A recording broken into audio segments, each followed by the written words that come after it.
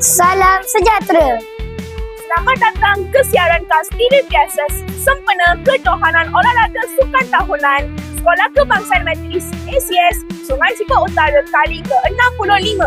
Seluruh warga sekolah berkumpul bagi memeriahkan semasa sukan dengan penuh semangat, kesukanan, kerjasama dan keceriaan.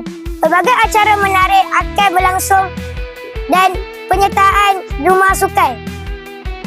Wajah adalah kali satu kita berkali oleh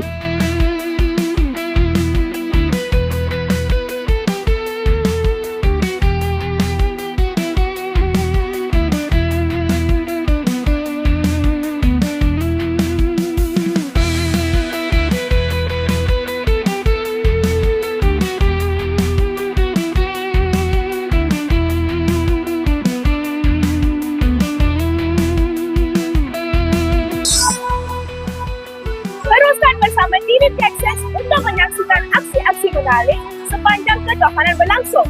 Saya Tanisa Raputra Kamarajan. Saya Muhammad Al-Razdan bin Muhammad Ali mengucapkan selamat maju jaya kepada semua peserta.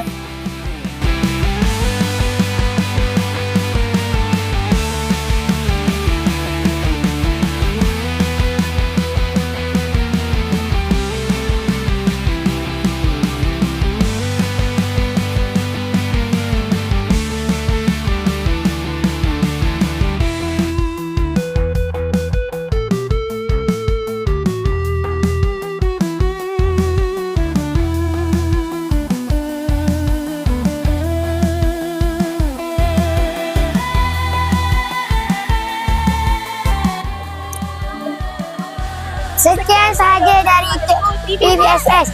Terima kasih.